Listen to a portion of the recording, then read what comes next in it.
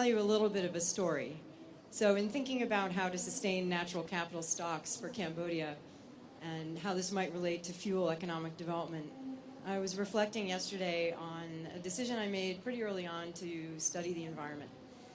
And this seemed so important and so exciting. And then pretty quickly, a bunch of my hopes were dashed when I heard that all the rainforest was going to hell. All of the water was polluted, the air no better. So what's the point of all this? And I think it can be quite discouraging if we do think about it in this regard. So what we need to do is reframe the problem. If we want to sell the idea that natural capital is important, we have to tell the story differently. So I'm not going to tell you that in a 3-year period, 2.5 million hectares was cleared in economic land concessions. I'm also not going to tell you that there's some 30-plus dams planned in Cambodia and further upstream, diverting sediment and water flow. And I'm not going to tell you that the country is one of the highest and the most corrupt on the Transparency International Index. What I am going to tell you is that Cambodia has a ton of natural capital still intact. So what we have here in this map on the left is a nice example of that. So imagine that 68% of this is still there. So these are the waters that flow to provide us with nourishment and fisheries.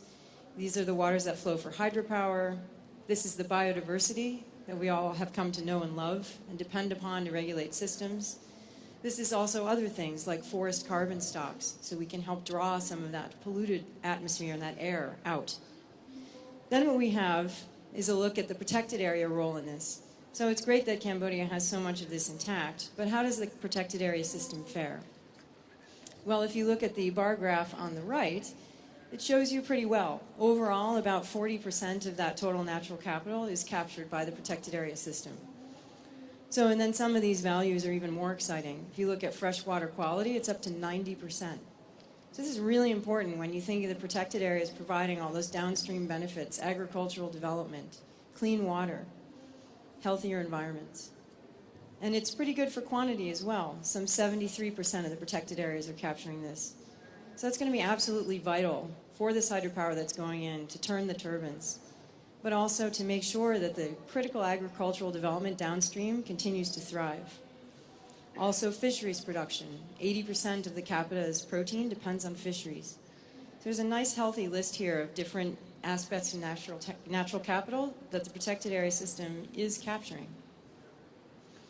So let's think about the policies though, because part of the theme of this session is how do we link natural capital and the national policies to better manage our protected area systems. So I'm also going to not tell you that what we see here is the recent University of Maryland data showing that Cambodia is now in the top 5 most deforested countries, the highest deforestation rate. Because Carlos Manuel just told us in the last session that Costa Rica was able to turn itself around in about 30 years. Cambodia, I think, could have the same fate. So here's another example of something that could be done. So if it has all this natural capital intact, the protected area systems are doing a decent job, then let's change the conversation. Let's talk about where the protected area wins and where the production wins.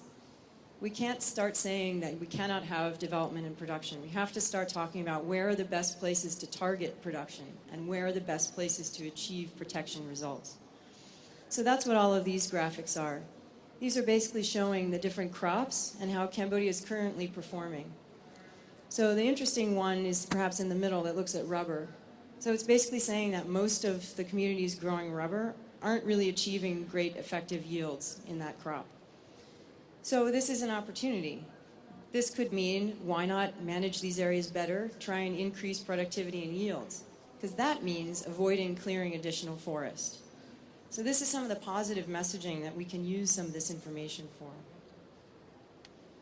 Another part of the solution, we can't forget about the protected area management. We've heard a lot about that in this conference, and that includes both the carrot and the stick. So the carrot can be things like incentive agreements, working with communities to give them things they need and they want, and they might not have anything to do with conservation.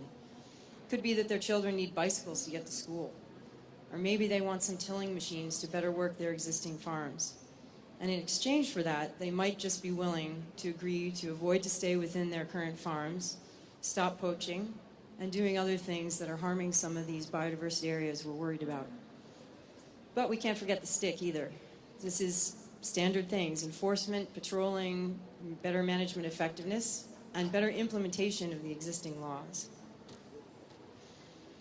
So part of this has to also come with sufficient valuation. And there were some great sessions this morning getting into some of the techniques of this. But we've got to have the money to do this stuff. And the government needs to play a greater role. It's already capturing hundreds of millions of dollars every year in illegally confiscated timber. So it levies fines, it collects the money, but that goes into a central treasury. And the agencies that manage the parks, they don't see that money. So this is a problem. It needs to be redirected. Also, at the moment, unfortunately, payment for ecosystem services is a bit of a four-letter word. And this is because it was explained, unfortunately, quite poorly several years ago to the Prime Minister. But there's been a lot of education recently to change that dynamic, because it actually shouldn't be that the poor people are taxed, which is his understanding of it. Instead of that, though, we're seeing brand new initiatives. In the past several months, Cambodia collected $45 million from a sin tax. So all the fun things that we like to do, like drink and smoke cigarettes, you have to pay a tax for that now in Cambodia. So this money of the 45 million, 5 million is now going directly into environmental projects. So I think I just want to wrap up by saying that I think part of what we can do, if we're really interested in making the argument for protected areas, we need to spin this argument around. It needs to have positive messaging. So let's talk more about the benefits to production, to industrial development. And of course, we would never forget conservation objectives as well. But no reason to pit the two against each other. Thank you for your time.